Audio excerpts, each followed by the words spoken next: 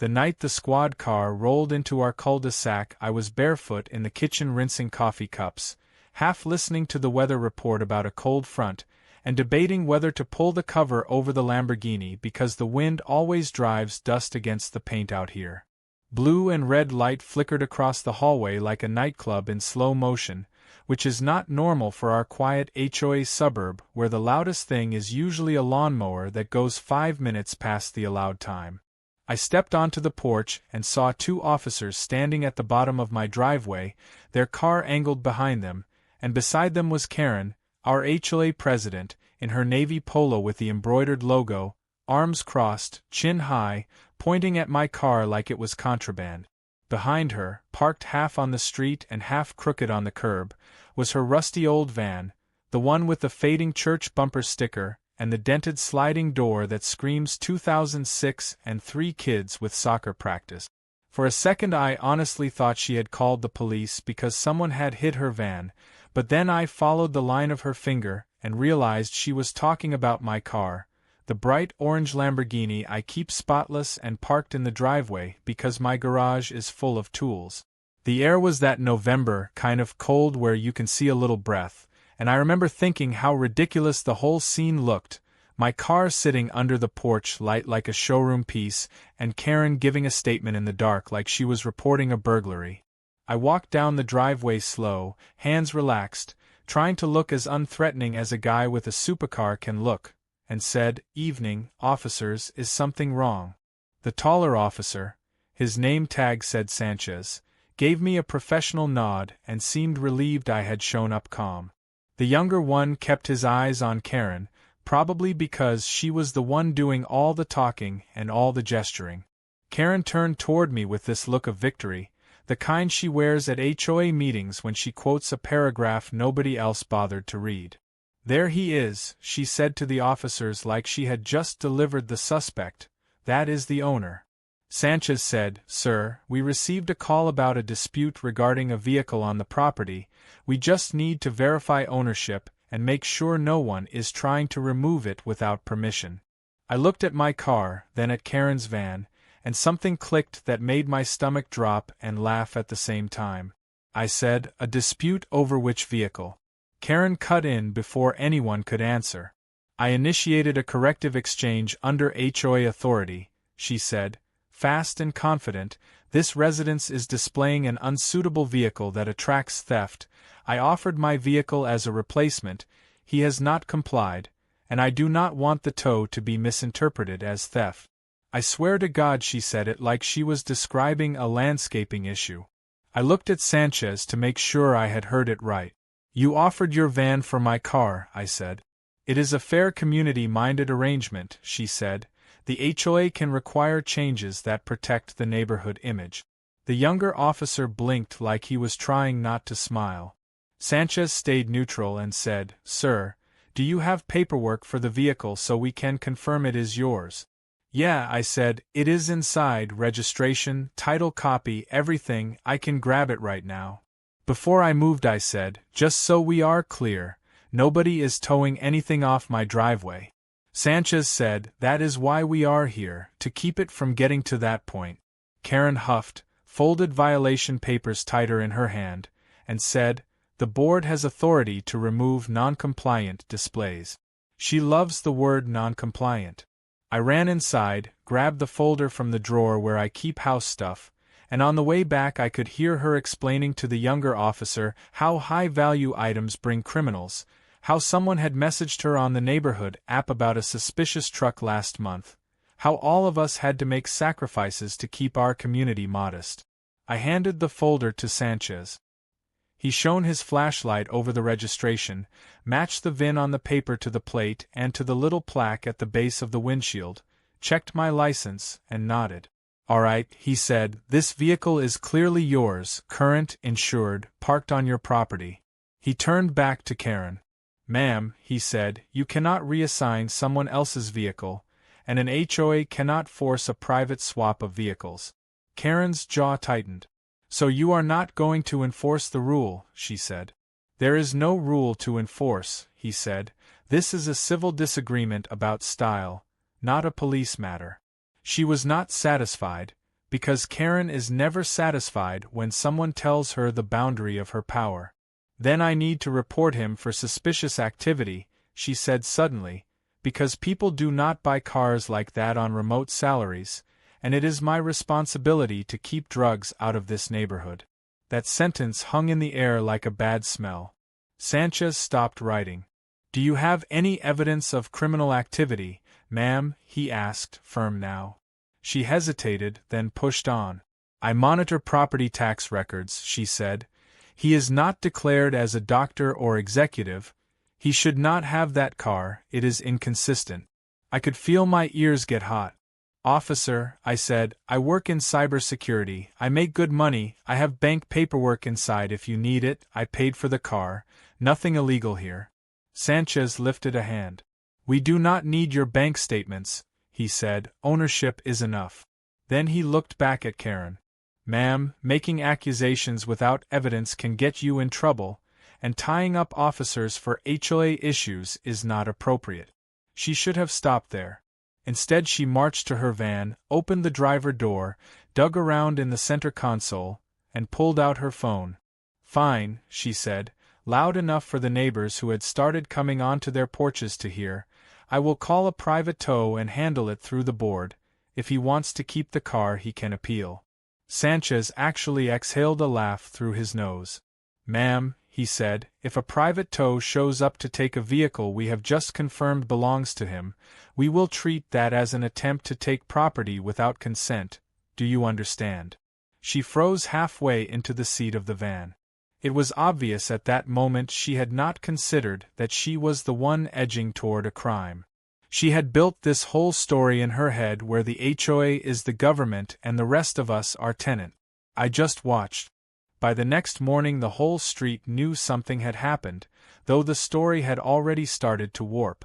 A neighbor texted me asking if I was selling the Lamborghini. Someone else posted on the HOA message board about a police incident related to vehicle theft. I didn't bother replying, but when I walked out to grab the paper, I saw Karen standing across the street, phone in hand, talking to someone in that clipped tone she reserves for her allies on the board. She paused when she saw me and gave a little wave that looked more like a summons than a greeting. I ignored it and went back inside, but I could feel the tension sitting in my chest like static. It wasn't fear, exactly, just that uncomfortable knowledge that I was now part of whatever fantasy she was building. By noon, I got an email from the HOA Compliance Committee. The subject line read, Community Image Violation. It was a form letter, no signature, saying my vehicle may not conform to the neighborhood aesthetic standards, and advising that I seek an approved exchange with a board-approved alternative. The language was so specific it was almost funny, exchange instead of removal, like they were trying to sound legal without crossing into anything actionable. I called the number at the bottom, which went straight to Karen's voicemail. Her voice said, You've reached Karen from the Maple Ridge HOA. Please leave a message regarding community issues. I hung up. I decided to go straight to the source. The HOA office was a converted garage attached to Karen's house. It used to be her husband's workshop before he moved out. The blinds were down, but her van was parked outside, same dent, same dull paint. I knocked and waited. She opened the door just enough to make it clear I wasn't invited inside. Her eyes flicked toward the street, like she was making sure someone could see us. You can't come here unannounced, she said. This is an administrative space. I said, Karen, I got your email. We both know there's no rule against the car. You just don't like it. She tightened her grip on the door. It's not about what I like, she said. It's about what's appropriate. You're showing off. That's how neighborhoods get targeted. We work hard to keep this community safe. You mean you work hard to keep it boring, I said, before I could stop myself. Her face twitched. You think money gives you immunity, she said quietly. It doesn't. You're not better than us. Then she closed the door hard enough to rattle the frame. That night, someone left a folded sheet of paper under my windshield wiper. It was printed in all caps. Remove vehicle or face towing and legal consequences. I stood in the driveway staring at it, feeling that weird mix of anger and disbelief that comes when reality turns stupid. My neighbor, Steve, the one with the 2 golden retrievers, came jogging up the street and slowed down when he saw me. "You get one too?" he asked. I frowned. "One what?" He pointed toward his own driveway. "Letter. About my fence lighting. Same format, no name. Karen's at it again. He told me she'd been pushing for aesthetic consistency since last summer, after a new family painted their shutters navy blue instead of beige. She'd already fined 3 people for non-conforming decorative items, which included a kid's basketball hoop." Steve chuckled and said, "She's losing it, man. You just happen to have the flashiest target." I wanted to believe it would burn itself out. But the next day, a tow truck actually showed up. I was in my home office on a client call when I heard the low rumble outside. I looked through the blinds and saw a white flatbed truck reversing slowly toward my driveway. I dropped my headset and ran outside, shouting before I even reached the porch, "Stop! Don't touch it!" The driver rolled down his window, looking confused. "You the owner?" he asked. I nodded. "Yeah. And you're trespassing." He frowned and showed me the work order on his clipboard. "Maple Ridge HOA," it said at the top. "Vehicle removal per community directive." It listed my address and the last 4 digits of my plate. There was even a fake signature that looked suspiciously like Karen's. I told him the police had already confirmed ownership last night and that if he tried to hook the car, he'd be committing theft. He looked genuinely nervous. "Man, I don't want trouble," he said, putting the truck in park. "Some lady said she was the property manager. She paid the deposit already. Did she give you ID?" I asked. He shook his head. "Nope. Just a name. Karen Whitaker." I called Sanchez, the officer from last night. He answered faster than I expected, probably remembering the case. When I told him what was happening, he said he'd send a unit right away. The tow driver must have heard enough of my end of the call, because he backed out before they even arrived. I didn't blame him. 5 minutes later, the same squad car pulled up, and Sanchez stepped out with a notebook.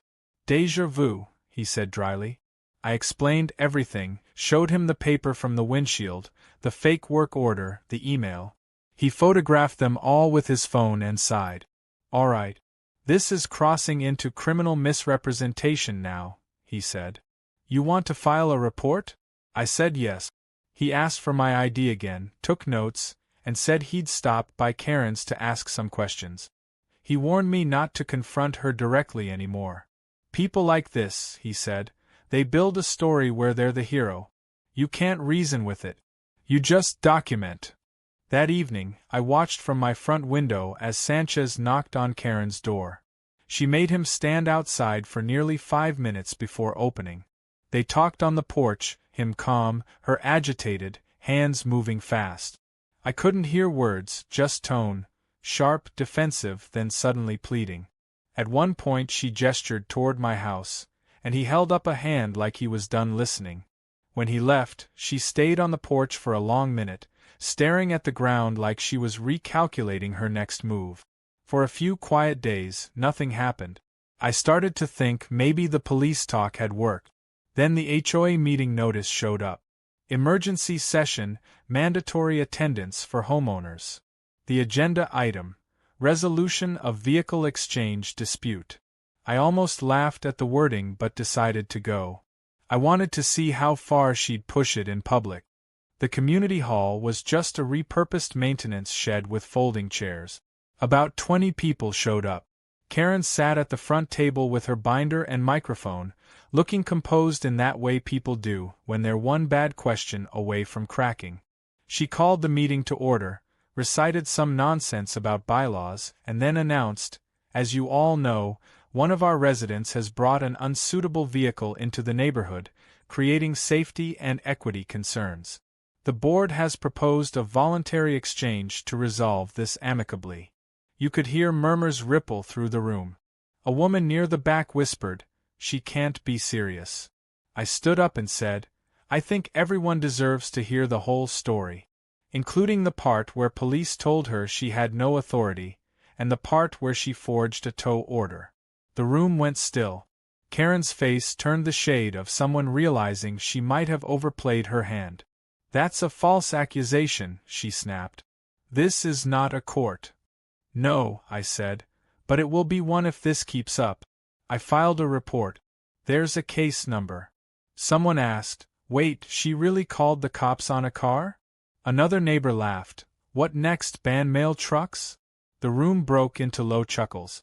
Karen tried to regain control by reading from her binder, but the noise drowned her out. One of the other board members, an older guy named Tim, finally said, "Karen, maybe we should table this." She glared at him but didn't argue. The meeting ended without a vote, which felt like a small win. When I walked out, a few neighbors patted me on the shoulder, offering quiet support. Steve said, "Don't worry, man. She's losing the neighborhood." Still, as I drove the Lambo to work the next morning, I noticed her van parked 2 blocks over, facing the main road, like she was watching who came and went. It didn't feel like victory yet. It felt like waiting for the next round. The next round came faster than I expected. 3 days after that HOA meeting, I got a knock on my door around 7 in the morning. It wasn't the police this time. It was a man in a gray suit holding a clipboard and an envelope with a gold HOA seal stickered across it like it was an official government document.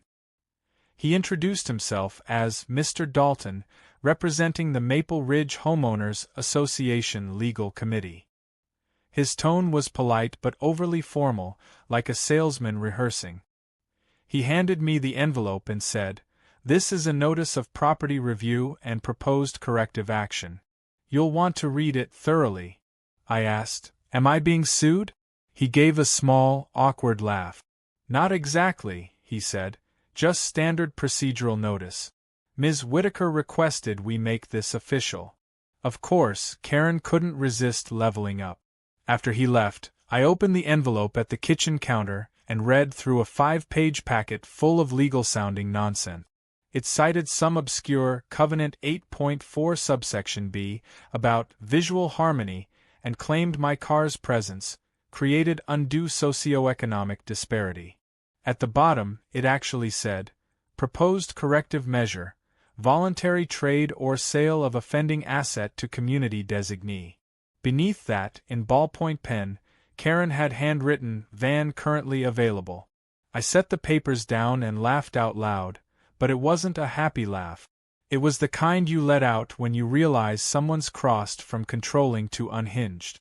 I called the number listed for Mr. Dalton and got a secretary who said, "Oh, he's a paralegal, not an attorney. He drafts compliance documents for the board." That made sense. Karen couldn't afford a real lawyer, so she was using someone who printed forms. I thanked her and hung up.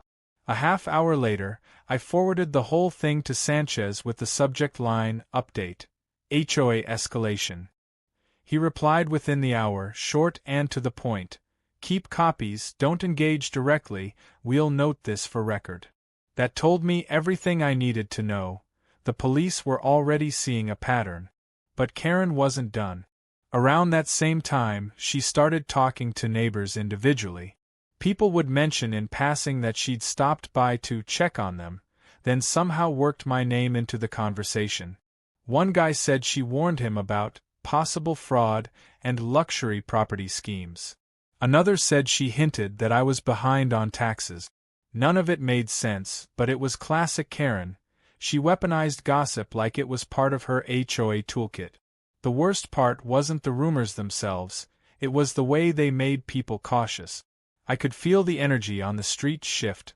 Friendly waves became nods, short chats turned into polite distance. It was subtle but constant, like being slowly erased. A week later, I came home to find a pink notice taped to my door. Final warning, vehicle noncompliance.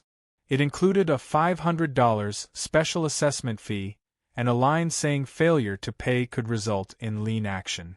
I called the HOA number and demanded to speak to a full board member, not Karen. That's when I reached him, the same guy who'd tried to calm her down at the meeting. He sounded tired, like he'd been dealing with too many of her calls. "Look," he said, "I don't know what she's sent you, but the board didn't authorize that fine. We've been trying to rein her in. She's acting solo." "So she's forging board letters now?" I asked. "She's creative with wording," he said carefully. "But she's already on thin ice. We had an internal vote scheduled to limit her authority." That gave me an idea. I told him, "If she's misusing her position, you might want the police involved before it turns into liability for the board." There was a long pause before he said, "You might be right." 2 nights later, the inevitable happened. I was in the garage working on the old Mustang I'd been restoring when I heard something outside, a scraping sound, followed by a soft metallic clang. I grabbed a flashlight, stepped out, and saw a figure crouched near the Lambo's rear tire. For a second my brain didn't process it, but then the beam of light caught her hair, that distinctive ash blonde streaked with gray. Karen froze, caught halfway between squatting and standing, holding a key-shaped tool in her hand. "Karen," I said, voice low. "What are you doing?" She straightened, visibly startled but trying to cover it. "Inspecting," she said. "We've had reports of license plate tampering." "At 7:30 at night?" "It's a safety audit," she said, still clutching the tool, which I now saw wasn't a key but one of those little handheld tire deflators. "You're flattening my tire," I said. "That's an accusation," she replied. I took out my phone, opened the camera, and started recording. Her face tightened. "You can't record me," she said sharply. "You're on my property," I said. "So, yeah, I can." She turned abruptly and walked toward her van, muttering something about non-compliant documentation. I didn't stop her. Instead, I texted Sanchez again and sent the video clip. 10 minutes later, he called. "We'll swing by," he said, voice tense but measured. When the police car arrived, Karen was still there, sitting in her van at the end of the cul-de-sac, pretending to scroll her phone. They parked behind her, lights off this time, and went to speak with her first. I watched from my driveway, keeping distance. It wasn't a confrontation, more like a conversation she clearly didn't control. Her gestures slowed, her voice dropped, and finally, she handed over the deflator. After a few minutes, Sanchez walked over to me. "She admits she touched the tire," he said. "Claims she was checking pressure. You want to press charges." I hesitated. Part of me wanted to end this nonsense right then, but another part knew she'd spin it into martyrdom. "Not yet," I said. "Just document it." He nodded. "We already are. But if she comes back on your property, call immediately. We'll move to trespassing." That was the moment I realized this wasn't just about control or ego anymore, it was about unraveling. Karen had crossed a line she couldn't walk back from, and she didn't even know it. The following week, I started noticing a white sedan parked a few houses down almost every evening. At first I thought it was just another neighbor's guest, but it was always there, engine idling sometimes, lights off. One night I walked toward it just to check, and as soon as I got within 20 feet, it pulled away slowly. The next morning, Karen posted a message on the HOA group chat titled, "Suspicious Surveillance Vehicle." She claimed an unidentified car has been following board members. The irony nearly made me choke on my coffee. She was seeing ghosts now. Meanwhile, Tim called me again. "We're having a private board session," he said quietly. "We're voting on Karen's suspension." "You didn't hear that from me." I told him I'd keep it confidential and thanked him for trying. But apparently, Karen caught wind of the meeting, because that evening she went door to door delivering flyers claiming she was being targeted by corrupt homeowners colluding with law enforcement. The text accused me by name of manipulating public servants.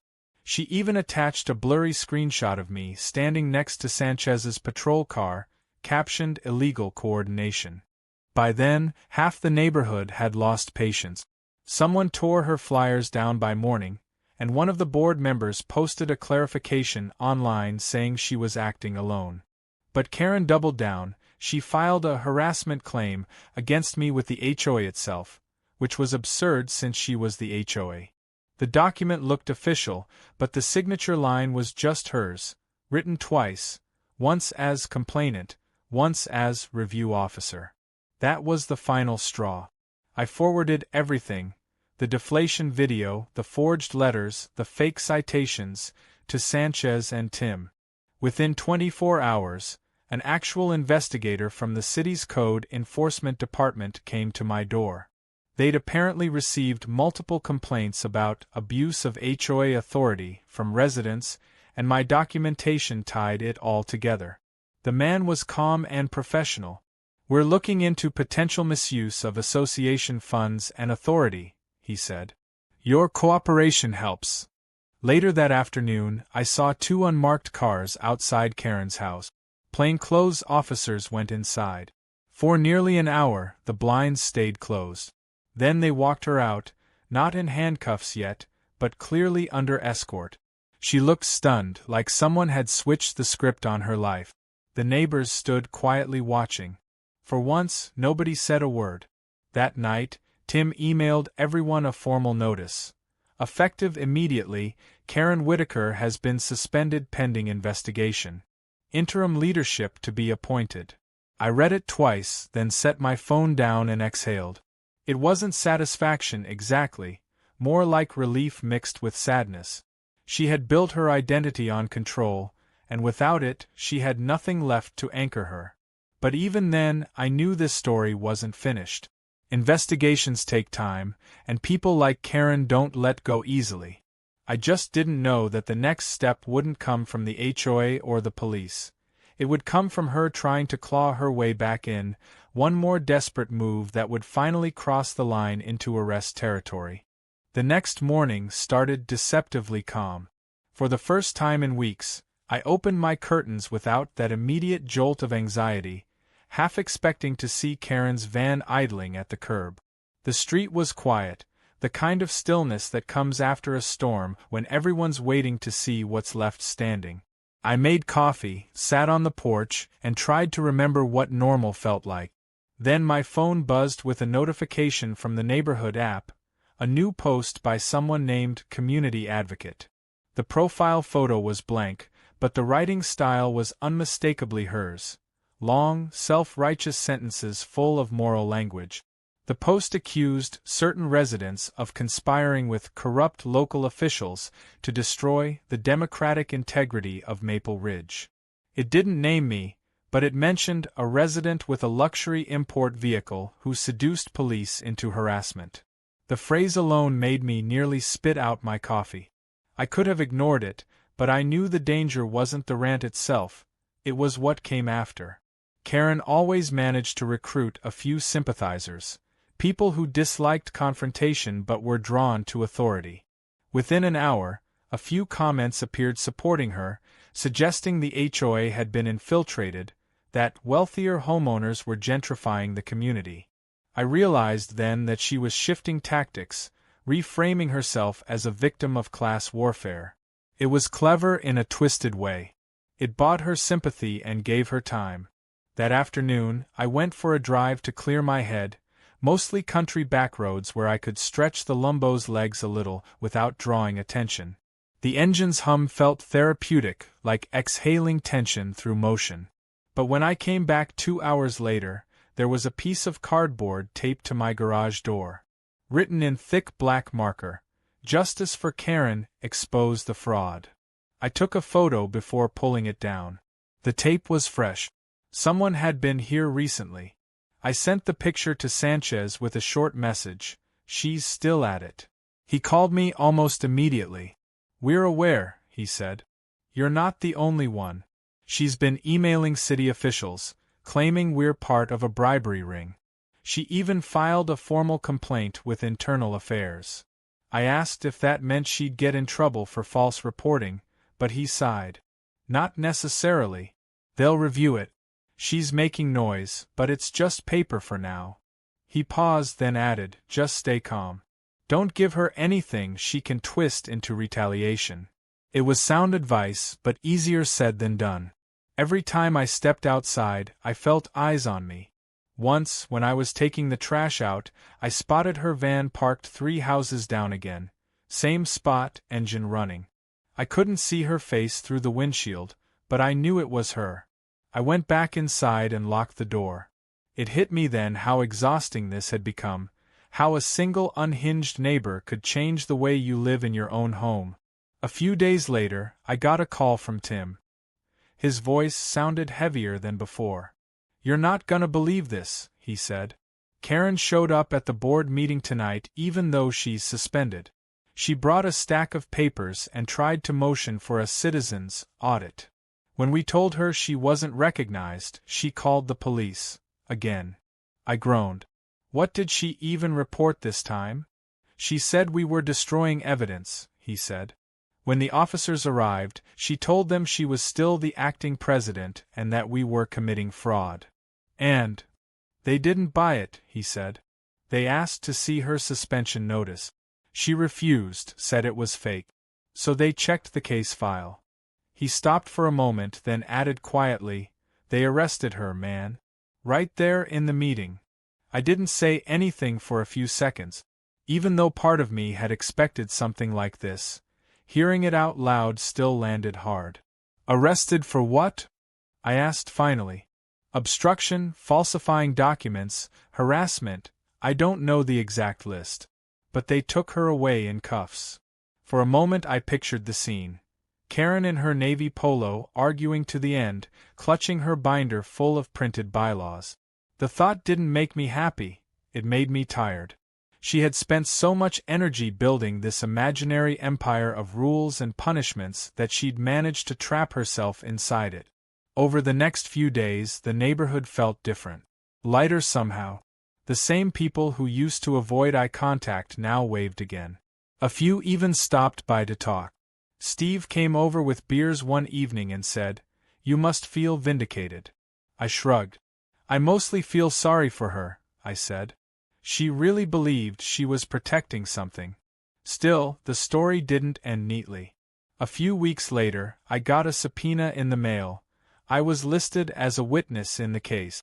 It turned out that her arrest had uncovered more than anyone expected. During the investigation, they found that she had been writing checks from the HOA's maintenance account to consultants who didn't exist. The money, not a huge amount but enough, had gone to a prepaid card registered under her name. Apparently, when she realized she was being investigated, she'd tried to justify the spending as community improvement outreach. The Lumbo situation had been her smokescreen, a distraction to make herself look like the crusader instead of the culprit. I testified in a small courtroom downtown. The judge was patient but firm, letting her speak when her turn came. She didn't have a lawyer, she insisted on representing herself.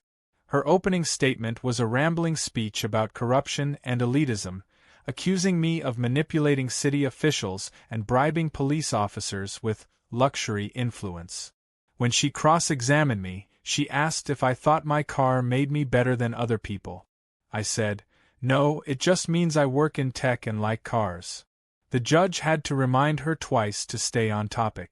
In the end, she was found guilty of filing false documents and misusing HOA funds. The sentence wasn't harsh: probation, restitution, mandatory counseling, but it was enough to remove her from any leadership roles permanently. When the gavel fell, she stood there motionless, staring at the floor. Afterward, I saw her once more. It was a gray afternoon a few months later, late winter. I was walking back from the mailbox when her van rolled slowly past, looking more rusted than ever. She was behind the wheel, window cracked, no music, no phone in hand. When she saw me, she hesitated, then gave the smallest nod. Not friendly, not apologetic, just acknowledgement. I nodded back. That was the last time I saw her. Months later, a new family moved into Karen's old house. Young couple, quiet, friendly. They tore down the HOA office sign that had been screwed into the garage wall and turned the space back into a workshop. The first weekend they moved in, the husband asked if the neighborhood was pretty strict. I told him, not anymore. He grinned and said, "Good, because we're planning to repaint the shutters bright blue." I laughed, thinking of Karen's old war on color, and said, "Do it. They'll look great." That night, I took the Lamborghini out for a short drive. Not to show off, just to remind myself how it felt to enjoy something without guilt. As I drove past the rows of tidy lawns and porch lights, I noticed the reflection of the car's orange paint on the windows, a warm glow bouncing across the houses like sunset fire. For once, nobody glared, nobody complained. It was just another piece of the neighborhood. When I pulled back into the driveway, I let the engine idle for a second before turning it off. The sound faded into the quiet hum of crickets. For the first time since that crazy evening with the flashing police lights, the air felt calm, ordinary, the kind of peace that doesn't announce itself, just settles in. I leaned against the hood, looked down the street, and realized how thin the line is between order and chaos, between pride and paranoia. Karen wasn't evil. She was lonely, convinced that control was the same thing as purpose. Maybe that's why, even after everything, I couldn't bring myself to hate her. She wanted meaning. She just reached for it in the worst way possible. The irony still makes me smile. She tried to trade her rusty van for my Lamborghini, convinced she was saving the neighborhood from vanity, and in the end it was vanity that ruined her. I don't tell the story much anymore, except when people ask why there's no HOA president. Then I just say, long story. We had one, but she drove herself out of power. And usually that's enough. The HOA eventually restructured. Tim became interim president and rewrote the bylaws to prevent unilateral actions like hers. We even started hosting quarterly barbecues. Informal, neighborly, no votes or minutes required. The first one felt awkward, everyone unsure how to act without the old order dictating things. But by the second, kids were running around with chalk and frisbees, someone brought a karaoke machine, and the air felt easy again. One evening, as the sun set over the cul-de-sac, Steve leaned against my fence and said, "So, keeping the Lumbo?" I smiled. "After all that, it's staying right where it is." He laughed. "Good. It's kind of the neighborhood mascot now." Sometimes I still think about how it all started. One person's obsession with control spiraling until it touched everyone around her. There's a strange fragility to suburban peace. It takes so little to disturb it. A car, a rumor, an ego. But it also takes surprisingly little to restore it. A few honest conversations, a sense of humor, people deciding they'd rather live next to each other than fight each other. A few months went by, and I started to think that the whole thing had finally become just another neighborhood story, one of those tales people tell new residents over drinks, like a local legend. Did you hear about the lady who tried to trade her van for a Lamborghini? It had that urban myth quality, half ridiculous and half believable, depending on how you told it. I kept to myself mostly, focused on work and fixing up the Mustang in the garage, and I stopped checking the HOA emails entirely. The quiet felt earned. Then one afternoon, out of nowhere, I got a voicemail from a number I didn't recognize. The voice was soft, deliberate, and oddly familiar. "This is Karen Whitaker," she said. "I'd appreciate a chance to talk, just for closure. No hostility." There was a pause, like she was waiting for me to cut her off, then she added, "It's about something left unresolved with the board. Please call back." I didn't respond right away. Part of me thought it was bait, some last attempt to reassert control. But curiosity got the better of me. 2 days later, I called her back. She sounded calm, too calm. "Thank you for returning my call," she said. "I just wanted to make things right." I said, "Karen, there's nothing left to fix. It's over." She sighed. "Not for me. I've been attending counseling, like the court ordered. They say accountability is part of recovery." I wanted to apologize. I didn't know what to say, so I let her keep talking. She told me she'd been working part-time at a local hardware store, that she'd started volunteering at her church again. Her tone wasn't defensive, it was weary. After a few minutes she said, "You know, I didn't hate you. I just couldn't stand feeling invisible. That car, it made me feel like I didn't belong in my own neighborhood anymore. I said quietly, "You could have just said that." "I know," she said. "But I thought if I enforced order, I'd matter again." We talked for maybe 10 minutes total.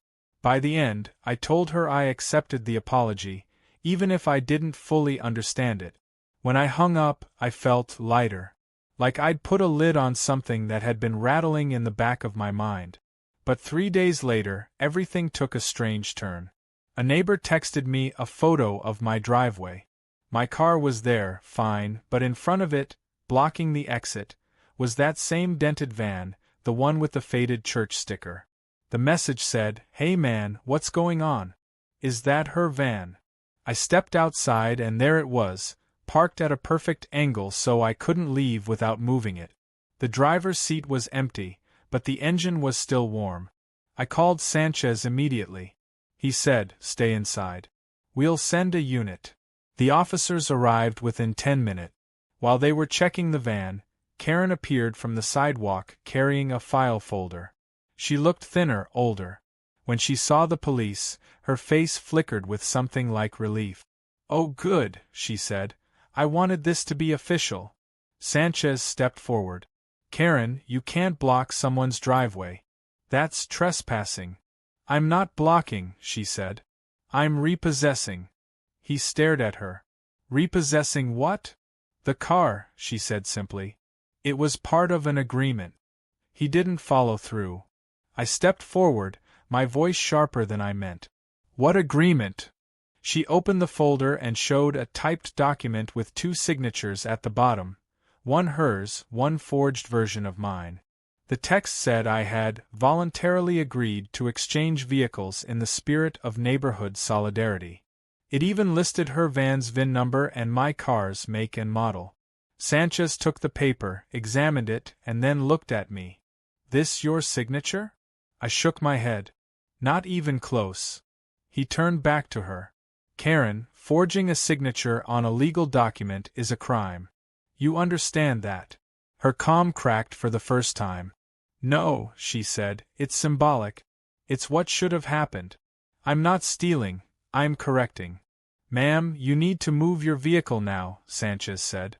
She crossed her arms, trembling. "You can't keep protecting him forever. The truth will come out. He made a mockery of me. Of all of us." "Karen," I said quietly, "please. Just go home." She looked at me with something almost pleading in her eyes, then at the Lamborghini behind me. "You don't deserve it," she whispered. "You never did." Sanchez motioned to his partner, who gently took her by the elbow. She didn't resist at first, but as they guided her toward the patrol car, she began to shake her head and mutter, "It was supposed to be fair." Then, suddenly, she twisted free and ran toward her van, shouting, "I'll prove it!" They caught her before she could start the engine. Sanchez had to physically take the keys from her hand. This time they did cuff her. The sight made my stomach twist. Not satisfaction, just the sadness of watching someone collapse under their own delusions. As they drove away, I stood in the middle of the driveway staring at the empty space she'd left. The sun was setting, washing the street in orange light. For the first time, I noticed how quiet it was. No neighbors watching, no whispers, just silence. That night, Sanchez called to debrief. "She's being held overnight," he said. "They're going to evaluate her. It looks like she's had some kind of breakdown." He paused. "You'll probably need to give another statement, but after this, I doubt she'll come back." He was right.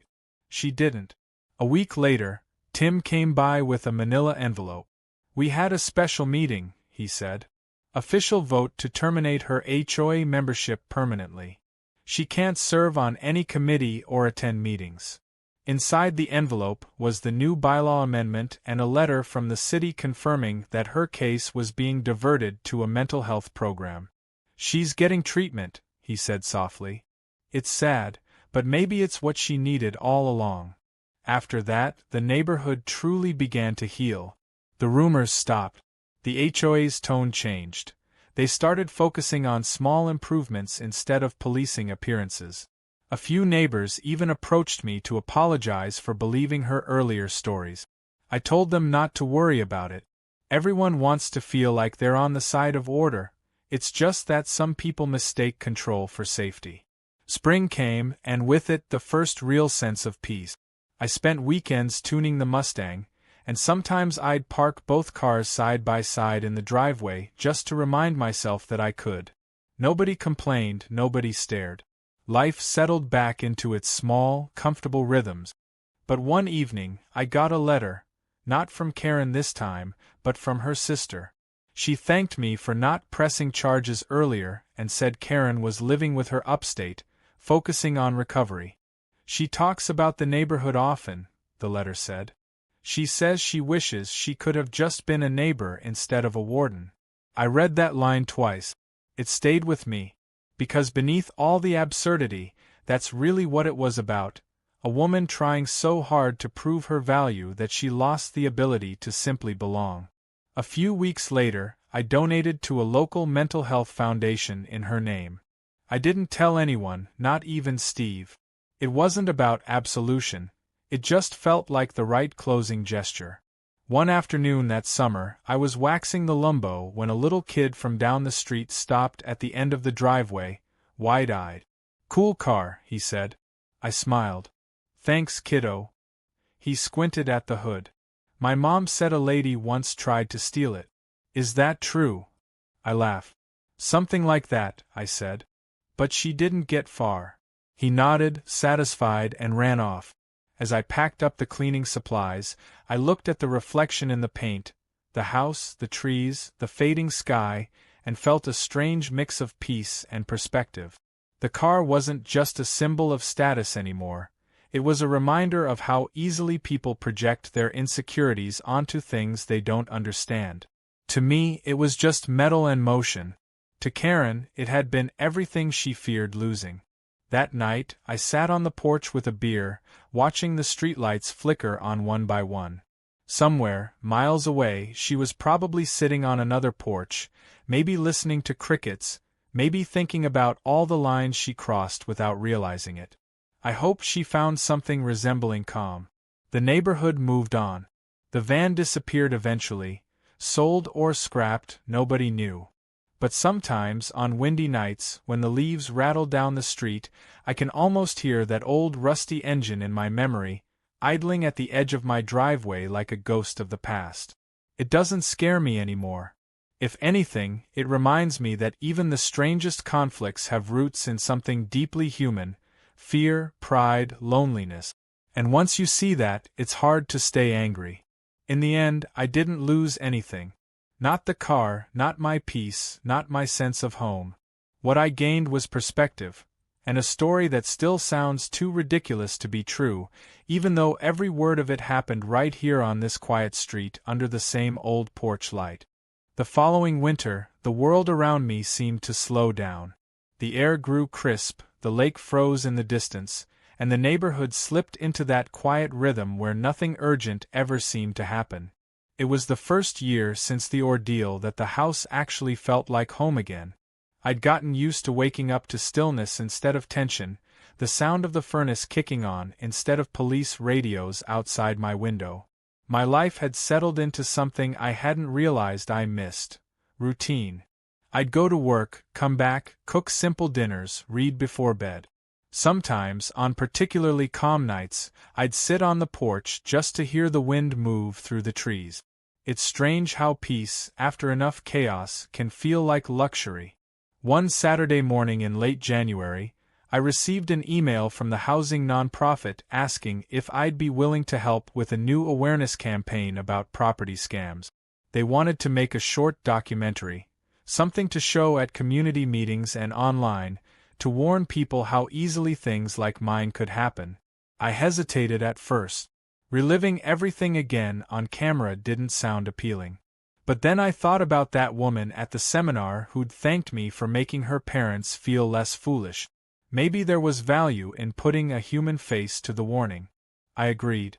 A week later, a small crew showed up at my house. A director, a cameraman, and a sound tech with a fuzzy microphone that looked like a tiny gray animal. They were professional but kind, asking careful questions about lighting and comfort. The director, a woman named Lila, had this calm, steady energy that made it easier to talk. We filmed most of the interview in the living room. She asked me to walk through what happened, from the night I came home to the court hearings and finally the resolution. I told it plainly, the way I'd lived it. There was no need to dramatize. It was unbelievable enough on its own. When we finished, she said softly, "You know, most people talk about these things with anger. You talk about it with empathy. That's rare." That night, after they packed up, I sat alone on the couch thinking about what she'd said. I hadn't always been empathetic. At first, I'd wanted justice, even revenge. I'd wanted to see someone pay for the invasion of my life. But over time, anger had turned into something quieter, something resembling understanding. I'd come to see that most people's worst choices weren't born from malice but from desperation or fear. It didn't excuse what she'd done, but it explained it. And sometimes explanation is all the closure you get. A few months later, the documentary premiered at a community hall downtown. The room was filled with homeowners, realtors, and a few local officials. The video wasn't flashy. Just interviews, a few cutaway shots of the house, and statistics about housing scams. But watching my own face on screen describing that night still made my heart race. When it ended, people clapped politely, and several came up to talk afterward. One man said he'd nearly fallen for a similar fake listing 2 months earlier, but had remembered my story from an online article. "You saved me from losing 10 grand, he said, shaking my hand. I didn't know what to say except, "I'm glad you double-checked." That small moment stayed with me. For the first time, I realized that something good had come out of the chaos. My story had turned into a cautionary tale that might spare others the same pain. It felt strangely redemptive, like reclaiming something that had once been stolen from me. A few weeks later, while organizing files on my laptop, I found the old folder where I'd kept photos from before the incident. The listing pictures, the legal papers, even screenshots from the fake Maple Estates website. I almost deleted them. Then I stopped. Instead, I renamed the folder Perspective and left it there. Not as a wound, but as a reminder of what I'd learned. Around that time, I got an email from her again. It was brief. "Saw the documentary. You told it fairly. Thank you for not making me the villain." I read it twice, feeling something shift inside me. She was right. I hadn't made her the villain, not because I wanted to protect her, but because that's not how real life worked. There weren't villains and heroes here. Just people, each trying to survive their own storms, sometimes colliding in the worst possible ways. Later that spring, I finally decided to sell the house. Not because I couldn't stay, but because it felt like the end of a long chapter. The place had been good to me, but it carried too many ghosts, even if they were quiet ones now. I listed it through a reputable agent, disclosed everything, and watched as couples came to tour it, each one imagining their future where my past had been. When the sale closed, I didn't feel sad. I felt light. Before I left for good, I walked through every room one last time. The walls still bore faint marks from where paintings had hung, the floor creaked in the same spot near the hallway. I stood in the living room, where that first confrontation had happened, and tried to remember what it felt like that night. Shock, disbelief, fear, but it was distant now, like a scene from someone else's life. I opened the back door and let the breeze roll through, carrying the last of it away.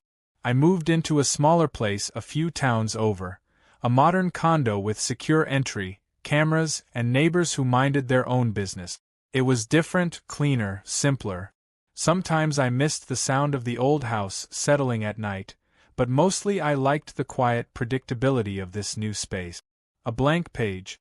One evening, months after I'd settled in, I got a postcard in the mail. There was no return address, just an image of a small brick building with a garden out front. On the back was a short message: "We opened the shelter last month. Thank you for helping me believe in second chances." I stared at it for a long time before setting it on my desk next to the Lisbon map, which I'd framed and brought with me. The past had found a way to end gracefully after all. That postcard became a small piece of my morning ritual. Every day I'd see it sitting there, a reminder that not all consequences are bad. Some things break and rebuild stronger. I thought about how, if you had told me 2 years earlier that I'd end up corresponding with the woman who once lived in my house without permission, I'd have laughed. But life has a way of softening edges you once thought were permanent. A few months later, Lila, the documentary director, called to say their short film had been picked up for a national housing awareness campaign. "It's getting traction," she said. "People really connected with your story. Especially the part where you said, 'Home isn't just a place, it's a promise between you and the world.'" I'd forgotten saying that, but hearing it quoted back made me smile. Maybe it was true. Maybe we don't own places so much as we agree to care for them for as long as they'll have us. That fall, I was invited to a small panel discussion about housing fraud prevention. They wanted me to share my experience alongside law enforcement officers and legal experts. During the Q&A, someone asked if I ever regretted not pressing charges against the woman. I thought for a moment before answering. "No," I said. "Because punishment wouldn't have given me back what I lost. Healing did.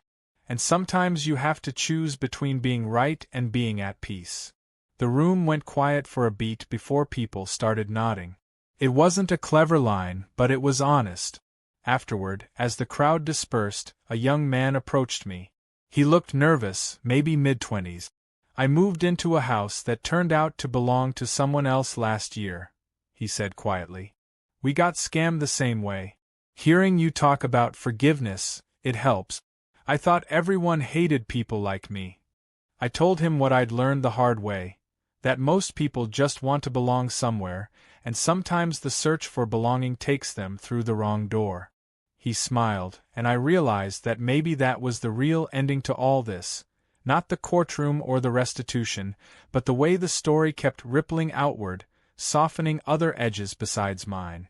On the anniversary of the night I came home to find police lights bouncing off my windows. I drove past the old neighborhood out of curiosity. The house looked different now. The new owners had painted it pale blue and added flower boxes beneath the windows. A child's bike lay on the front lawn. Life had filled it again. I didn't stop. I just smiled, drove past slowly, and let it fade in the rearview mirror. When I got back to my condo, I brewed coffee and sat on the balcony watching the sunset. The city lights began to glow in the distance, faint and steady. I thought about everything that had happened, the intrusion, the chaos, the strange friendship that followed, and realized I wouldn't change any of it. It had taught me things no comfort ever could. How fragile ownership is, how resilient people can be, and how sometimes the best revenge against chaos is simply rebuilding quietly and refusing to live in fear. As the sky turned from gold to blue, I set my mug down and leaned back in my chair.